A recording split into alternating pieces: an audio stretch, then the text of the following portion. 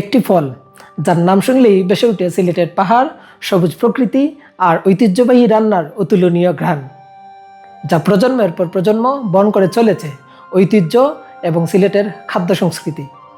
বলছিলাম সিলেটের ঐতিহ্যবাহী সাতকরার কথা। সাতকরার আদি নিবাস ভারতবর্ষের আসামের পাহাড়ি অঞ্চল। এটি একটি লেবু জাতীয় ফল। এর বৈজ্ঞানিক নাম সাইট্রাস ম্যাক্রোপেট্রা। একসময় বৃহত্তর সিলেট ছিল আসাম প্রদেশের অংশ, ফলে প্রাকৃতিকভাবেই সিলেটের পাহাড় টিলা ও বনাঞ্চলে সাতকরার বিস্তার ঘটে।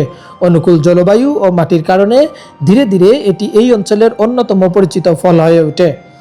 সপ্তদশ ও অষ্টাদশ শতাব্দীর মধ্যেই সাতকরা সিলেটের দৈনন্দিন খাদ্যাভ্যাসের অবিচ্ছেদ্য অংশে পরিণত হয়।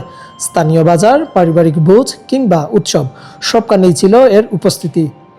পরবর্তীতে ব্রিটিশ আমলেও সিলেটের এই সুগন্ধি ফল বিশেষ পরিচিতি লাভ করে এবং অঞ্চলটির অন্যতম বৈশিষ্ট্য হিসাবে প্রতিষ্ঠিত হয়।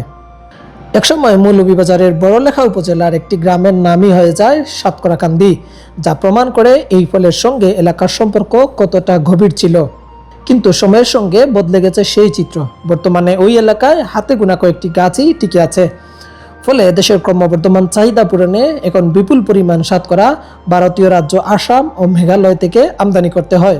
বর্তমানে সিলেটের জৈন্তাপুর, বিয়ানীবাজার, গোলাপগঞ্জ, ছাতক, বড়লেখা, শ্রীমঙ্গল, কুলাউড়া ও কমলগঞ্জের পাহাড়ি এলাকায় সাতকরার চাষ হয়ে থাকে।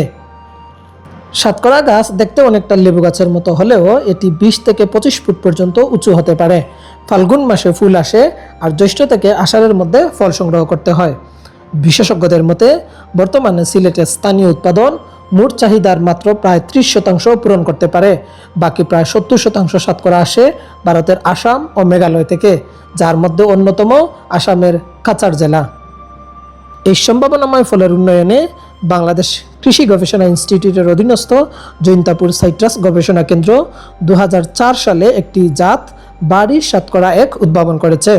তবে গবেষকদের মতে গাছের দৃঢ় বৃদ্ধি, ফল ধারণে দীর্ঘ সময় এবং ফলের সংবেদনশীল প্রকৃতির কারণে অনেক কৃষক ধীরে ধীরে সাতকরা চাষে আগ্রহ হারিয়ে ফেলছেন।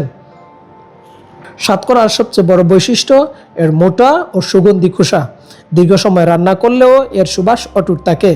আর এই বৈশিষ্ট্যই সিলেটের ঐতিহ্যবাহী সাতকরা দিয়ে গরুর মাংসকে এনে দিয়েছে বিশ্বজোড়া পরিচিতি। তবে সাতকরার গুরুত্ব শুধু স্বাদেই সীমাবদ্ধ নয়, এতে রয়েছে অধিক সাইট্রিক অ্যাসিড। এছাড়া এটি ভিটামিন সি, অ্যান্টিঅক্সিডেন্ট এবং খাদ্য আঁশের সমৃদ্ধ উৎস।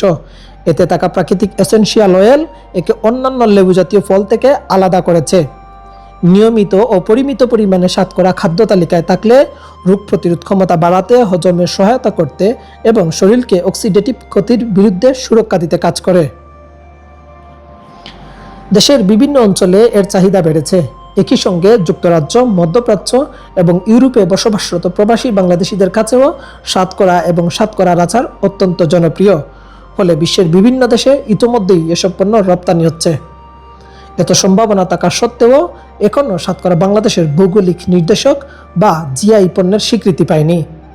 বিশেষজ্ঞদের মতে জিআই স্বীকৃতি, উন্নত সংরক্ষণ ব্যবস্থা, আধুনিক প্যাকেজিং, কৃষকদের প্রশিক্ষণ এবং আন্তর্জাতিক বাজারজাতকরণ নিশ্চিত করা গেলে সাতকরা বাংলাদেশের অন্যতম সম্ভাবনাময় রপ্তানিযোগ্য কৃষি পণ্যে পরিণত হতে পারে।